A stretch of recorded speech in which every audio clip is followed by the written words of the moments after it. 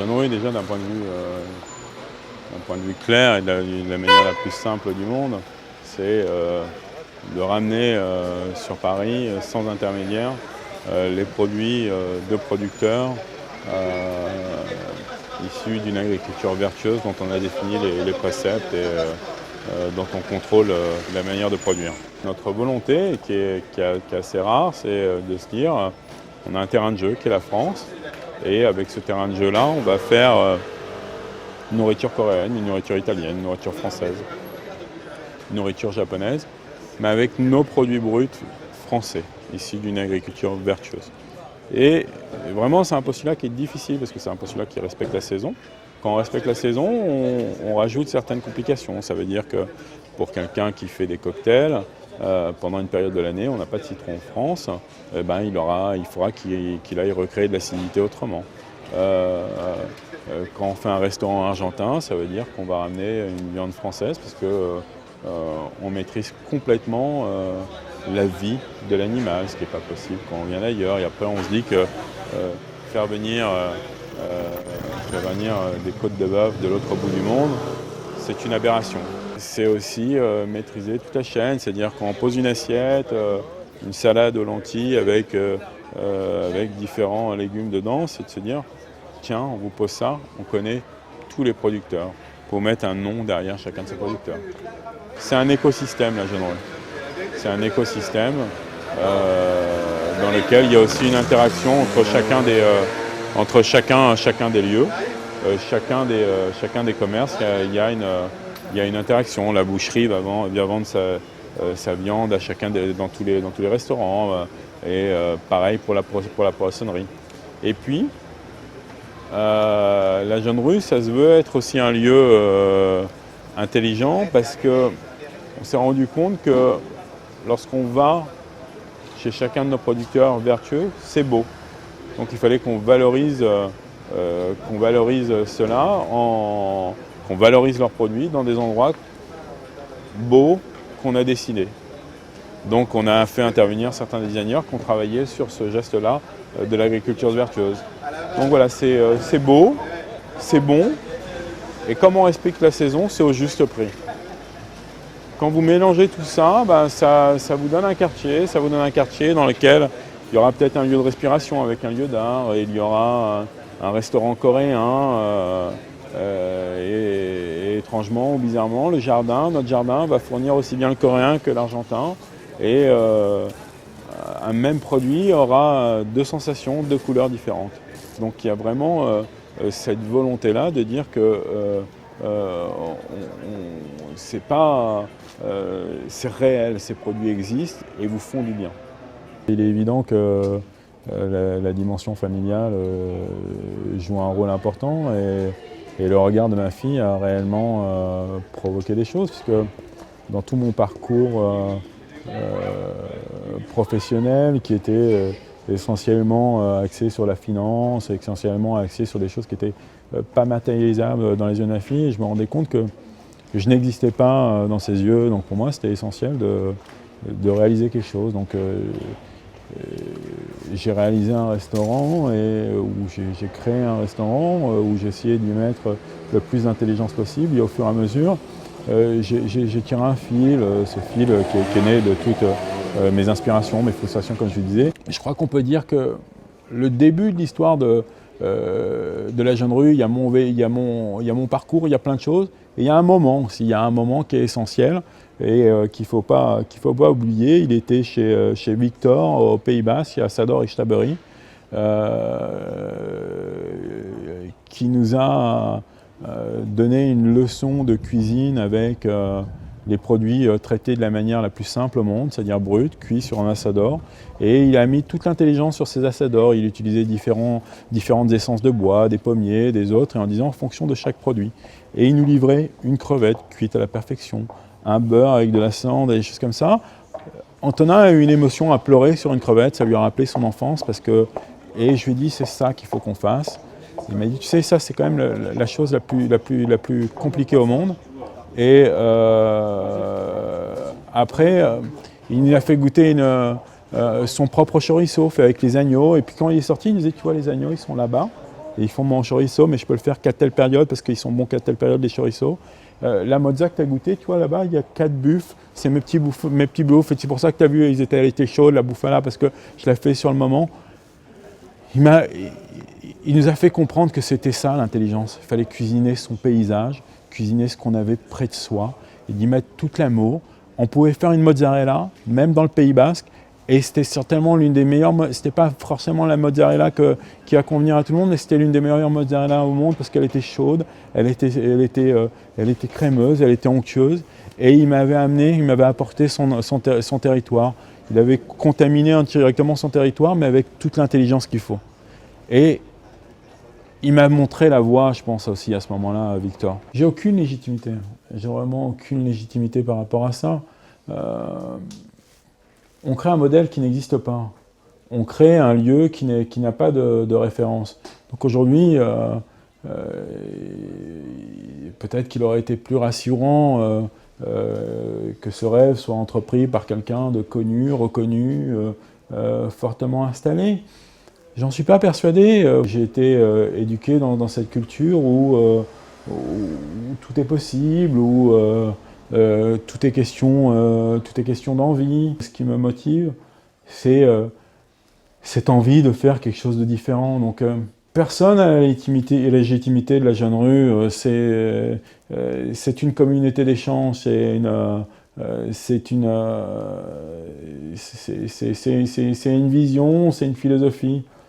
Voilà, c'est une rencontre avec tous ces producteurs qui nous ont amenés à penser à ce projet. Je pense qu'indirectement, mon père m'a donné ou m'a laissé en héritage son angoisse de manquer, son angoisse de pas manger entre guillemets à sa faim. Et ma grand-mère faisait une dizaine de plats par jour. Il y avait des tablées monstrueuses chez moi. Enfin, j'ai été éduqué par ma grand-mère, par ce sens du partage. Et famille était synonyme de grandes tablées de partage. Éducation se faisait autour de la table. Voilà, je fais partie d'une génération pour lesquelles c'était important, la famille était incarnée dans ces valeurs-là, la nourriture.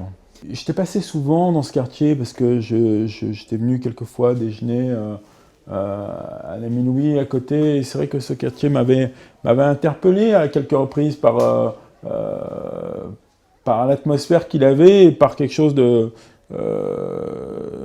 d'étrange qu'il avait en même temps parce qu'il ne vivait plus.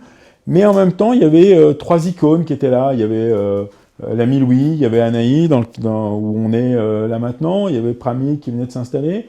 Et ça représentait quelque chose dans la toile parisienne au milieu d'un espèce de no man's land.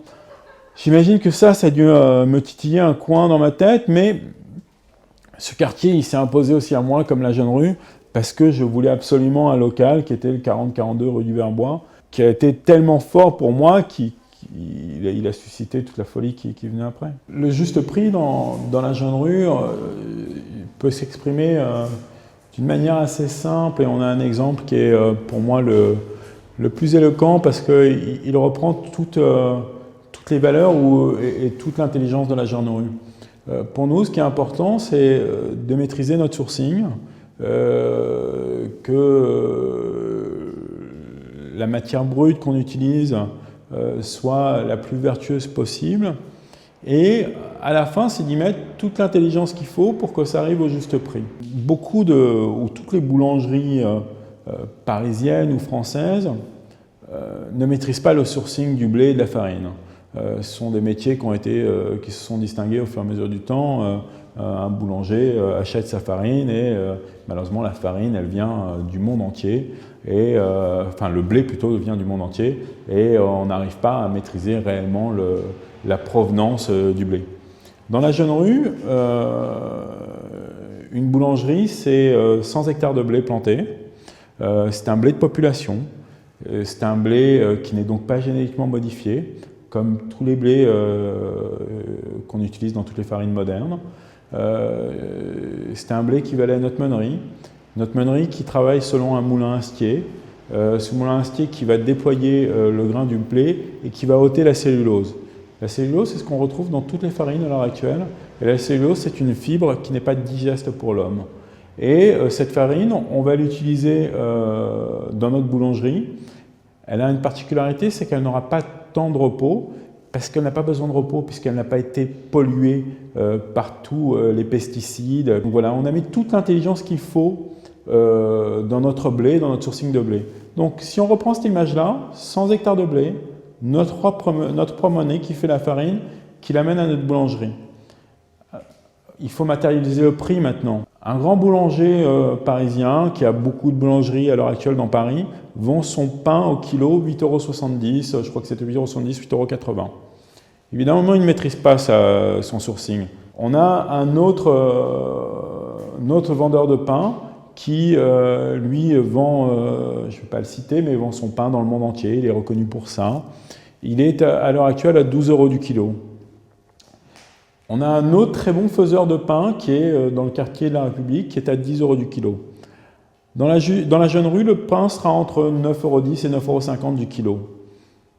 Donc ça veut dire qu'on est à un prix raisonnable, tout en créant des emplois sur notre production de blé, tout en créant des emplois dans notre meunerie, mais tout ça parce qu'on maîtrise notre chaîne, on n'a pas d'intermédiaire et on a mis toute l'intelligence qu'il fallait dans la conception de notre pain. Le fait d'être en direct avec les producteurs, ça peut marcher.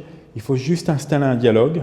Il faut mettre dans un confort total le producteur et il faut mettre toute l'intelligence qu'il faut. Et l'intelligence qu'il faut, c'est de prendre les choses dans la saison, à la bonne saison. C'est tout aussi compliqué de produire mal que de produire bien.